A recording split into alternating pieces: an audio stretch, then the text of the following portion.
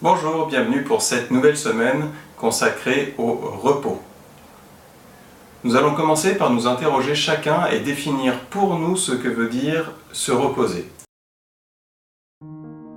Pour nous est important, puisque en fait, ce qu'est se reposer, nous l'avons souvent appris dans notre enfance, au plus jeune âge, au contact de nos parents, de notre famille, et en tout cas de notre cercle proche dans lequel nous avons grandi.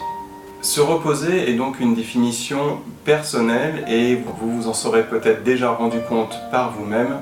Moi c'est mon cas, j'ai des connaissances qui, pour se reposer, font des choses qui sont totalement différentes de celles auxquelles j'aspire. Ce qui est intéressant de regarder aussi là-dedans, c'est de voir par rapport à notre modèle parental justement. Nous pouvons être soit dans la reproduction, soit dans une autre version de la reproduction qui est finalement le contraire vis-à-vis de tout ce que nos parents nous ont montré ou transmis, et pour le repos aussi.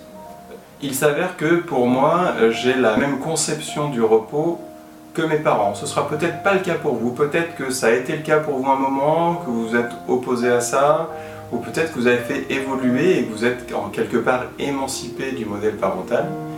Et moi ce n'est pas mon cas.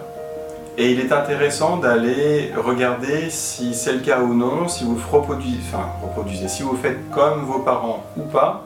Chacun d'eux, vos deux parents peuvent avoir des façons différentes de se reposer. Puis de vous demander duquel des deux parents, finalement, êtes-vous le plus proche.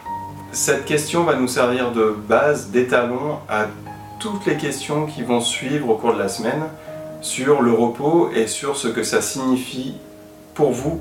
Dans la question de se reposer, pour moi, il y a plusieurs sphères finalement.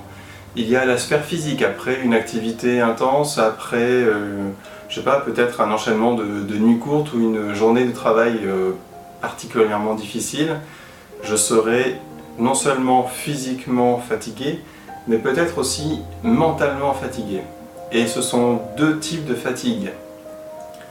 Je pense qu'il y a aussi possible une fatigue émotionnelle. Et la façon que l'on a de se reposer n'est peut-être pas efficace pour chacune de ces trois facettes, de ces trois domaines dans lesquels nous pouvons être fatigués.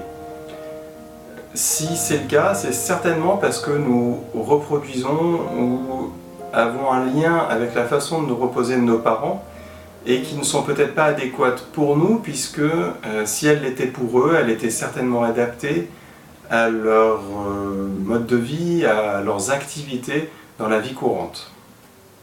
Du coup voilà, cette question va nous permettre de faire un étalon, de voir à peu près où nous en sommes et d'introduire toute la semaine consacrée au repos. J'espère vous retrouver pour la suite. Je vous remercie d'avoir regardé la vidéo et je vous souhaite une très belle journée. À demain!